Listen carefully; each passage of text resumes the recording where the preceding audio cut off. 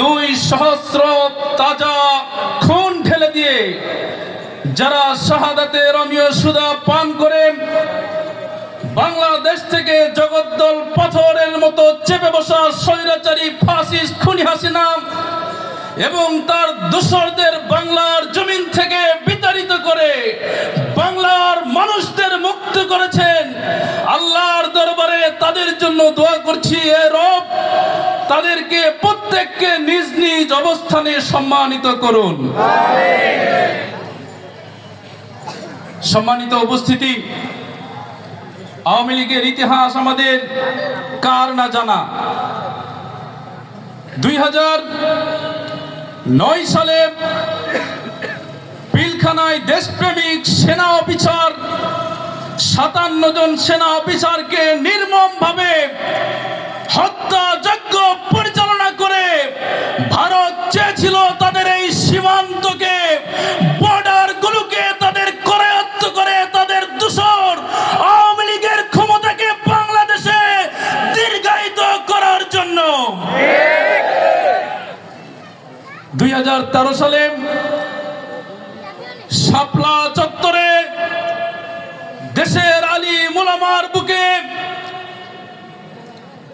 গুলি চালিয়ে নির্মম হত্যাযজ্ঞ পরিচালনা করেছিল এই খুনি ফাসিস্ট হাসিনার সরকার। বাংলাদেশ জামায়াত ইসলামীর শীর্ষ নেতৃবৃন্দদেরকে মিথ্যা অজুহাতে মিথ্যা মামলায় যুদ্ধাপরাধ মামলার নাটক সাজিয়ে দেশপ্রেমিক নেতৃবৃন্দকে ফাঁসির কাস্টে ঝুলিয়ে হত্যাযজ্ঞ পরিচালনা করেছিল তারা।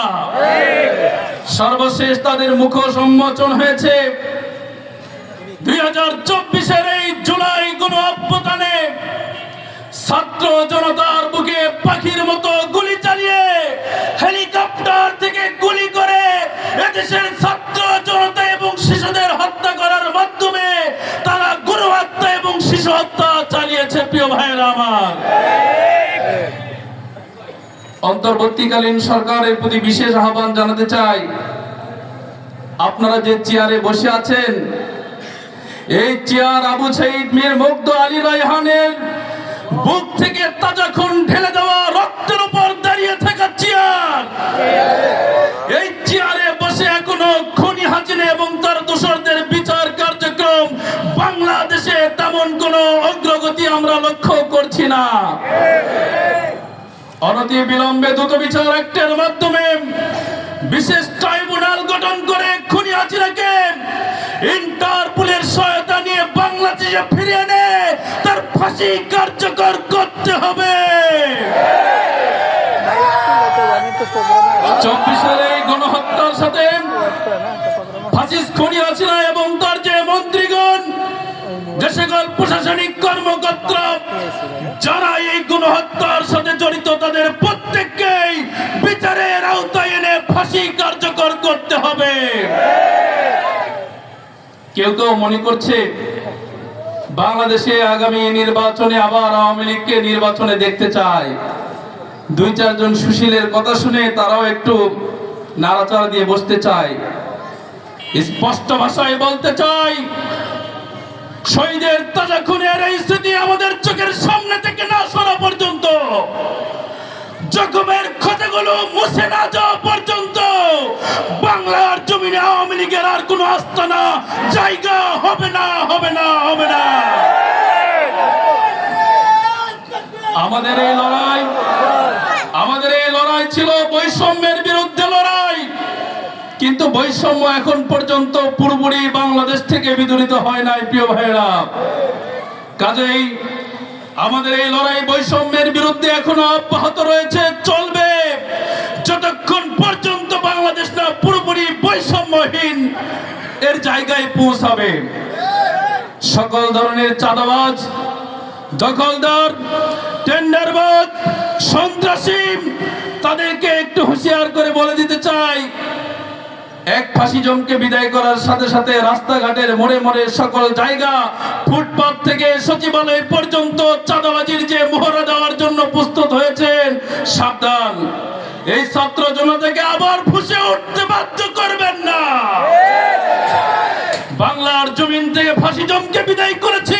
আর কোন ফ্যাসিস্টকে বাংলার জমিনে জায়গা দিতে চায় না।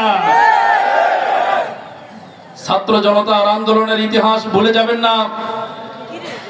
52 ভাষা আন্দোলন, 62 শিক্ষা আন্দোলন, 66 গণ অভ্যুত্থান, 6 দফা আন্দোলন, 69 গণ অভ্যুত্থানকে ভুলে যাবেন না। ভুলে যাবেন না সাম্প্রতিক কালের 24 জুলাই বিপ্লবের এই গণ অভ্যুত্থানের ইতিহাস। প্রিয় ভাইরা আমার, এই বাংলাদেশ আমাদের প্রিয় মাতৃভূমি। বাংলাদেশে আদর্শিক কারণে আমাদের মধ্যে ভিন্নতা থাকতে পারে, দল মত পার্থক্য থাকতে পারে, কিন্তু যখন এই প্রিয় মাতৃভূমির মানচিত্রের প্রশ্ন এসে যায়, স্বাধীনতা সার্বভৌমত্বের প্রশ্ন এসে যায়, তখন আমরা দলের দিকে তাকাই না, আদর্শের দিকে তাকাই না, মতের দিকে তাকাই না, সকলের দেশ মাতৃকার স্বার্থে এক এবং অভিন্ন হয়ে যায়। গুজরাটের কসাই মোদী সরকারকে বলতে চাই, বাংলাদেশকে নিয়ে ছিনিমিনি খেলার সুযোগ তোমাকে আর দেওয়া হবে না। এই বাংলাদেশ সাম্প্রদায়িক সম্প্রীতির একটি উজ্জ্বল দৃষ্টান্ত পৃথিবীর মানচিত্রে।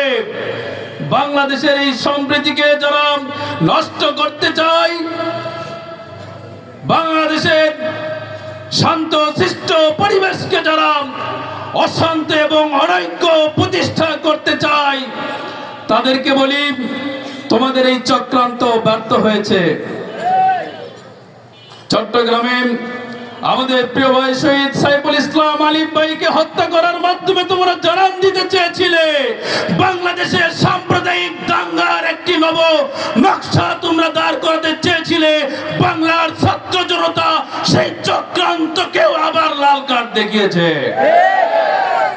প্রিয় ভাইরা, বাংলাদেশ আগেই বলেছি সাম্প্রদায়িক সম্প্রীতির উজ্জ্বল দৃষ্টান্ত এই দেশ। এই দেশ মুসলিম, হিন্দু, বৌদ্ধ, খ্রিস্টান সকলে আমরা ভাই ভাই হয়ে একসঙ্গে বাংলাদেশকে সামনের দিকে এগিয়ে নিয়ে যেতে চাই।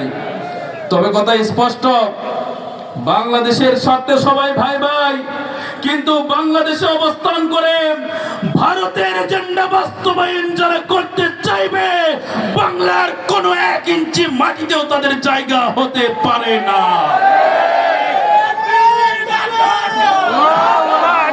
বাংলাদেশের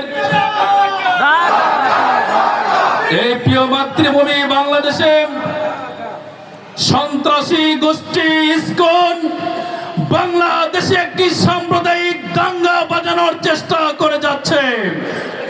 অন্তর্বর্তীকালীন সরকারের প্রতি উদাত্ত আহ্বান জানাতে চাই, অনতি বিলম্বে প্রজ্ঞাপন জারি করে ইসকনকে বাংলার মাটিতে নিষিদ্ধ করতে হবে। সম্মানিত ভাইরা, বাংলাদেশ জামাত ইসলামী যে স্লোগানটি আপনি শুরু থেকেই আমরা শুনছি, আল্লাহর আইন চাই, সৎ লোকের শাসন চাই। বাংলাদেশে শান্তি প্রতিষ্ঠা করতে হলে, একটি কল্যাণ রাষ্ট্র এই মাতৃভূমিকে উপহার দিতে হলে আল্লাহর আইনের আর কোনো বিকল্প পৃথিবীতে কোথাও নেই। মানুষের তৈরি করা বস্তা পচা মতবাদ দিয়ে, বস্তা পচা মতবাদ আর তন্ত্র মন্ত্র দিয়ে পৃথিবীতে শান্তি আনয়ন সম্ভব নয়। পৃথিবীতে শান্তি প্রতিষ্ঠা করতে হলে আল্লাহর আইন, কোরআনের রাজ কায়েম করতে হবে, এর কোনো বিকল্প নেই। প্রিয় ভাইয়েরা আমার, জামাত ইসলামী ঠিক সেই রকম একটি রাষ্ট্র প্রতিষ্ঠার জন্য কাজ করে। ইসলামী ছাত্র শিবিরের স্বপ্ন, লক্ষ্য, উদ্দেশ্যটা আপনাদের জানিয়ে দিতে চাই। আমরা একটি সুখী, সমৃদ্ধশালী, কল্যাণমূলক রাষ্ট্র প্রতিষ্ঠার জন্য কাজ করে যাই। যেই রাষ্ট্রে থাকবে না কোনো দুর্নীতি, থাকবে না কোনো চাঁদাবাজি, থাকবে না টেন্ডারবাজি, থাকবে না দখলদারিত্ব, থাকবে না কোনো ঘুষ, থাকবে না অনিয়ম। বাংলাদেশের প্রতি ইঞ্চি মাটিতে শান্তির সুবাতাস আমরা বয়ে দিতে চাই। প্রিয় ভাইরা, অর্থনৈতিক শোষণ, রাজনৈতিক নিপীড়ন, সাংস্কৃতিক গোলামি থেকে মানবতাকে মুক্তি দেওয়ার জন্য ইসলামী ছাত্র শিবির বাংলাদেশ জামাত ইসলামী একটি ইসলামী সমাজ বিনির্মাণের স্বপ্ন দেখে। সেই লক্ষ্যেই সৎ, দক্ষ এবং দেশপ্রেমিক নাগরিক তৈরির প্রত্যয় নিয়ে আমরা কাজ করে যাচ্ছি। প্রিয় ভাইরা, আজকের এই জামাত ইসলামের কর্মী সম্মেলনে উপস্থিত আমার শ্রদ্ধাভাজন অভিভাবকদের প্রতি বিনীত আহ্বান জানাবো, সাইয়েদনা ইব্রাহিম আলাইহিস সালাতু ওয়াস সালামের ভূমিকায় নিজেকে উত্তীর্ণ করুন। এদেশে ইসলাম প্রতিষ্ঠা এবং এদেশের স্বাধীনতা সার্বভৌমত্ব রক্ষার জন্য নিজের সন্তানকে আল্লাহর রাস্তায় ওয়াকফ করার সিদ্ধান্ত গ্রহণ করুন। আপনারা যদি সাইয়েদনা ইব্রাহিম আলাইহিস সালামের চরিত্রে উপনীত হতে পারেন, ইসলামী ছাত্র শিবির কথা দিচ্ছে এদেশের সামনের সারি থেকে নিজের জীবনকে আল্লাহর রাস্তায় উৎসর্গ করে শাহাদাতের অমীয় সুধা পান করার জন্য ইসমাঈল আলাইহিস সালামের ভূমিকায় উত্তীর্ণ হতে আমরা প্রস্তুত আছি। একটি কথা পরিষ্কার করে জানিয়ে দিতে চাই, ইসলাম নিয়ে যতই সিনেমিনি খেলুন না কেন, পৃথিবী থেকে ইসলামের এই নূরকে আসলে নিভিয়ে দেওয়া সম্ভব নয়। আল্লাহ বলেছেন, ইউরিদুনা লিইউতফিউ নূরাল্লাহি বিআফওয়াহিহিম ওয়াল্লাহু মুতিম্মু নূরিহি ওয়ালাউ কারিহাল কাফিরুন। তারা চায় যে মুখের ফুৎকার দিয়ে ইসলামের এই আলো নূরকে নিভিয়ে দিবে, কখনোই সম্ভব নয়। আল্লাহ তাআলা ইসলাম নামক এই প্রদীপকে, এই নূরকে, এই আলোকে প্রজ্বলিত রাখবেনই, যদিও পৃথিবীর সকল কাফির কুফফাররা অপছন্দ করে। ওরা চেয়েছিল মুসা আলাইহিস সালামকে মিশরের মাটিতে নিষিদ্ধ করতে, পারে নাই। মুসা আলাইহিস সালামকে নিষিদ্ধ করতে চেয়েছে, পারে নাই। ইব্রাহিম আলাইহিস সালামকে নিষিদ্ধ করতে চেয়েছিল, পারে নাই। বাংলার মাটিতে জামাত ইসলামী, ইসলামী ছাত্র শিবিরকে 1 আগস্ট নিষিদ্ধ করেছিল ওরা। কিন্তু এদেশের ছাত্র জনতা, আপামর নাগরিক জামাত ইসলামী, ইসলামী ছাত্র শিবিরকে হৃদয়ের ভিতরে জায়গা করে নিয়েছে। ওরা নিষিদ্ধ করতে চেয়েছিল ইসলামকে, এদেশের ছাত্র জনতা, আপামর নাগরিক সমাজ ওদেরকে বাংলার মাটি থেকে নিষিদ্ধ করেছে। প্রিয় ভাইরা, কাজেই প্রমাণ হয়েছে এই ভূখণ্ডে ইসলাম ছিল, ইসলাম আছে, ইসলাম থাকবে। পৃথিবীর কোন শক্তি এই ভূখণ্ড থেকে ইসলামকে মুছে ফেলতে পারবে না, পারবে না ইনশাআল্লাহ। আগামীর বাংলাদেশ ইসলামের বাংলাদেশ, আগামীর বাংলাদেশ সকল মানুষের কল্যাণমূলক একটি বাংলাদেশ। এই প্রত্যাশা রেখে আপনাদের সকলকে আরেকটি স্লোগানে মুখরিত করে আমার বক্তব্য শেষ করতে চাই।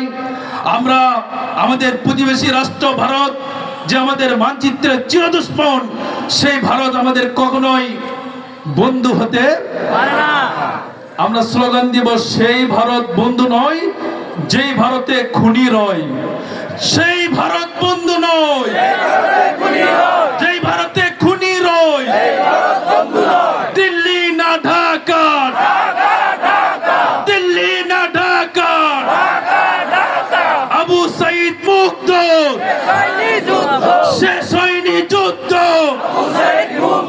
নারায়ে তাকবীর। ধন্যবাদ সবাইকে।